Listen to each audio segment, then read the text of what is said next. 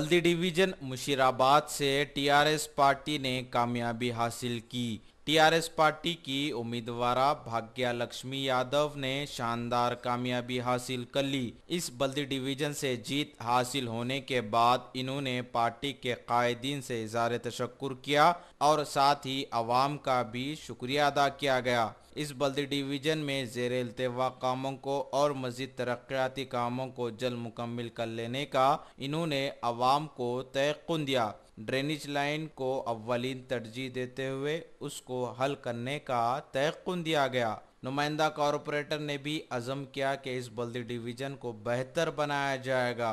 नुमाइंदा कॉरपोरेटर ने INDtoday.com की पूरी टीम का शुक्रिया अदा किया जो कि अवाम के मसाइल को आला ओहदेदारों तक पहुँचाने की कोशिश कर रहे हैं। एड्ला भाग्यलक्ष्मी हरिबाबू यादव मुशीराबाद डिवीज़न 86 कारपोरेटर। पादयात्रा में बहुत मुश्किल प्रॉब्लम्स है drainage problem, water problem, pollution, water में पोल्यूशन, वाटर स्ट्रीट लाइट्स बहुत सारे प्रॉब्लम लिख लिया था। करने के लिए कोशिश कर पब्लिक को धन्यवाद, केसीआर साहब को धन्यवाद। मैं Edla Haribabu Yadav TRS party state secretary. मेरा मिसेस कारपोरेटर है मुशीराबाद से 86 कारपोरेटर।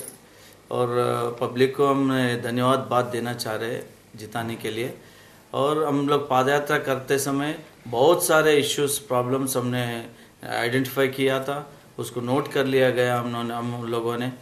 बहुत सारा जगह ड्रेनेज छोटा पाइपलाइन रहने से 4 इंच का पाइपलाइन निज़ाम का ज़माने से पाइपलाइन वैसा ही है ड्रेनेज का, वो ड्रेनेज लाइन बस नहीं हो रहा है। ये पब्लिक आबादी बढ़ गया है सो है अभी 10 इंच पाइपलाइन भी डालने का है बहुत जगह, इसलिए सेवरेज लाइन ब्रेक हो जाके वाटर लाइन में मिक्स होके पोल्यूटेड वाटर भी बहुत जगह हमने आइडेंटिफाई किया।